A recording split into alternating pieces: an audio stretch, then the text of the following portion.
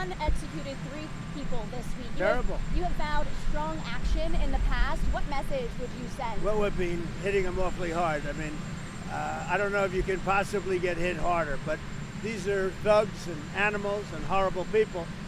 But you can't hit anybody harder than we've hit them. But I'm not surprised. They executed 3 young people for protesting. And do you plan to escort those ships through the Strait of Hormuz with or without allies? We're doing very well there. We're doing very well overall. You know, we don't use the strait. We don't. The United States. We don't need it. Europe needs it.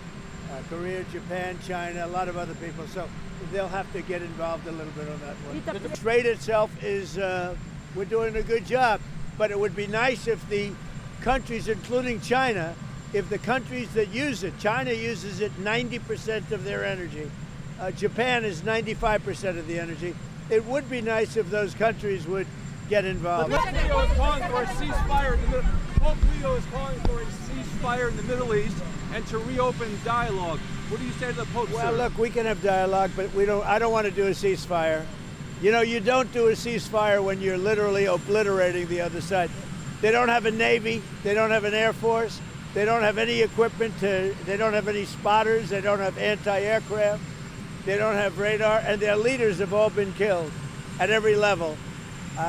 We're not looking to do that.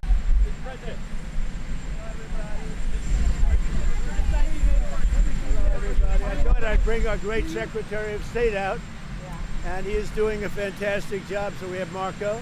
Go ahead, please. Mr. President, I wanted to ask you, Iran executed 3 people this week. Terrible. You have vowed strong action in the past. What message would you send? Well, we've been hitting them awfully hard. I mean, I don't know if you can possibly get hit harder, but these are thugs and animals and horrible people.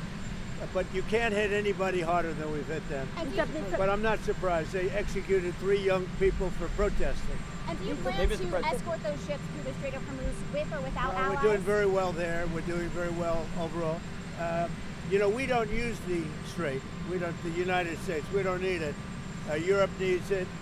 Korea, Japan, China, a lot of other people. So they'll have to get involved a little bit on that one. Mr. President, do you still want South Korea support the United States? Yeah, what about it? Do you still want South Korea support? Well, I love South Korea. We have a great relationship with South Korea. We're helping South Korea a lot.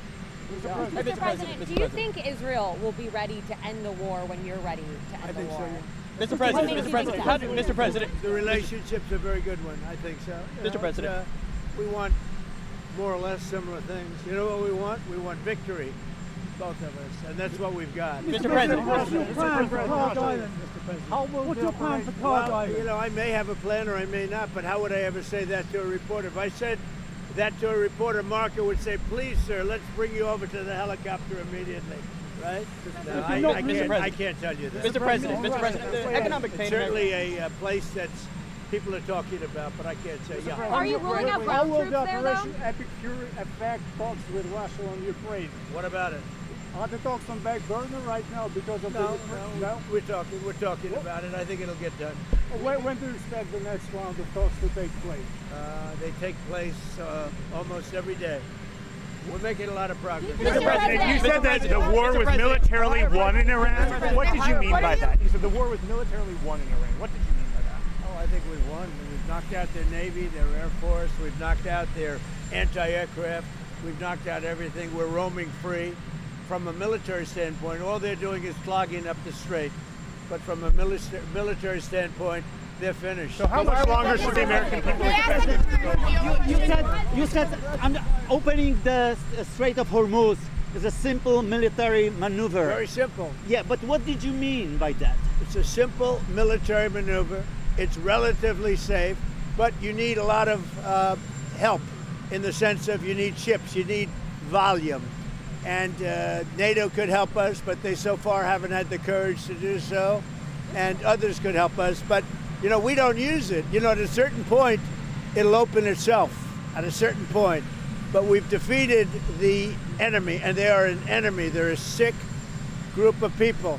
The leadership is gone, the Navy is gone, the Air Force is gone, the anti-aircraft equipment that they have, the radar they have is all gone, everything's gone. The Strait itself, the actual strait, how are you? Hi. The strait itself is, we're doing a good job, but it would be nice if the countries, including China, if the countries that use it, China uses it 90% of their energy. Japan is 95% of the energy. It would be nice if those countries would get involved. What did you call?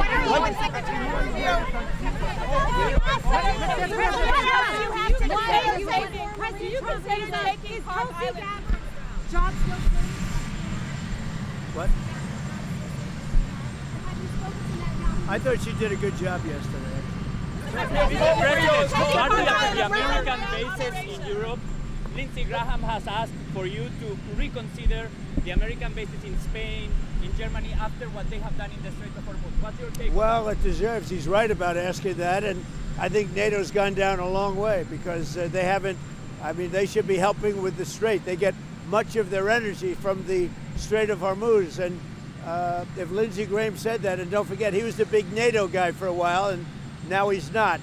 And a lot of senators and congressmen, they're very upset with the fact that NATO has done nothing. Pope Leo is calling for a ceasefire in the Middle. Pope Leo is calling for a ceasefire in the Middle East and to reopen dialogue. What do you say to the Pope? Well, sir? look, we can have dialogue, but I don't want to do a ceasefire. You know, you don't do a ceasefire when you're literally obliterating the other side. They don't have a Navy. They don't have an Air Force. They don't have any equipment they don't have any spotters. They don't have anti-aircraft. They don't have radar, and their leaders have all been killed at every level. We're not looking to do that. Thank you. Thank you. Chuck Norris.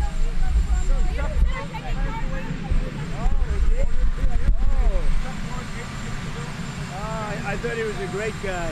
Wow. Yeah, he was a supporter. Chuck Norris died. I didn't know that. He was a great guy. He was a really good, tough cookie. You didn't want to fight him, I can tell you. He was a tough, great guy, and he was a great supporter. Wow, that's too bad. Tell his family highest respect. Great man.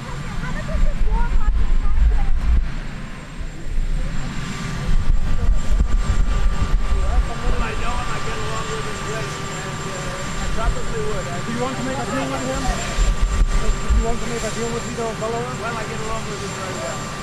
President, are you deploying the additional troops for deterrence or to optimize your operational capabilities?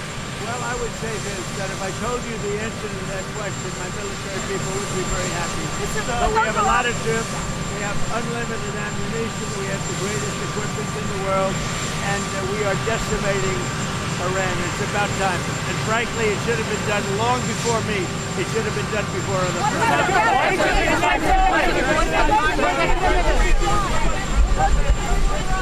Polls have shown that MAGA is essentially unified behind you as the Republicans when it comes to Iran. There's been reports that the United States might be sending 2,500 Marines to the Middle East. Are you concerned that a move like that could potentially change the unity? Well, I don't know. I seem to have great support because CNN came out with a poll today that I'm at 100%. And they said they've never seen a poll like that. The CNN poll said I'm at 100%, and they've never seen that before, which is an honor. I was impressed that CNN would do that. But as far as troops are concerned, I can't tell you what we're doing. Mr. President, you took issue with Australia, Japan, and South Korea this week. Yeah, I was very surprised. Very surprised about Australia and what? What would you like them to do? Well, they should get involved, and I was a little bit surprised if they said no, because we always say yes to them. What did Australia say no to? What did Australia say no to, Mr. President? They'll allow the U.S. to use air bases to defend the Strait of Hormuz. What's your response to that? Well, it's been a very late response in the UK. Surprised because the relationship is so good, but this has never happened before. They were really pretty much our first ally, all over the world, first ally, and they didn't want us to use the island, the so-called island, which for some reason they gave up rights to it, and I was a little surprised at the UK, to be honest with you. They should have acted a lot faster. Have you spoken with the Prime Minister? I have. Mr. President. They should have acted a lot faster. Mr. President. Did you see that your former press secretary, Sarah Sanders, was asked to leave a restaurant by staff who felt threatened by her politics? Well, her politics are right down the center. She's a good person, and that shouldn't have happened. Where did that take place, here or in Arkansas? In Arkansas. Wow, in Arkansas. That's very surprising. I love Arkansas. I won that state by so much. I think that Sarah's going to be just fine, but it's too bad. She's a good woman, Sarah. Mr. President, the price of oil is way up. The stock market is down. Did you miscalculate the cost of going into Iran? No. We're not giving a nuclear weapon to terrorist thugs, and we're knocking the hell out of them. Their Navy's gone, their Air Force is gone, their leaders are gone, their anti-aircraft is gone, everything's gone. But did you expect the economic No, I expected worse, actually. Mr. President, you still support... I thought that oil prices would go much higher when I did this. You still support... We just set every record in the book, with Dow, with the S&P. Dow had 50,000, S&P had 8,000, 7,000 at levels, at speed like nobody's ever seen before. But I said I have to go off in that path, and I have to take a little journey. We have to get and he would agree, but he's not going to say it. And this is not St. Patrick's Day, by the way. What are you doing with that tie? But we had to go off on a circuitous path and take care of business, and we are in the process of doing it. And I'll tell you, I think we're weeks ahead of schedule. My Secretary of State is very happy. Do you have a question for Marco? Yes. How soon? President Trump said this week that he can take Cuba. How soon can that happen? Well, I mean, Cuba's a disaster, and it's because of their communist government. It doesn't work. So I don't have any news for you on that today, other than that's been going on for 67 years. They're a disaster. It's the worst it's ever been. And what are you guys hearing from your Senate colleagues about the chances of the Save America Act passing? Well, it seems to be doing okay. It's voter ID. You have to have citizenship to vote. And I'm hearing very good things. I mean, I was hearing negative things because the Democrats are all against voter ID. They're all against citizenship to vote. They're against transgender. You know, they like the transgender thing with mutilization of your children. All of the things that we talk about. You know, we added two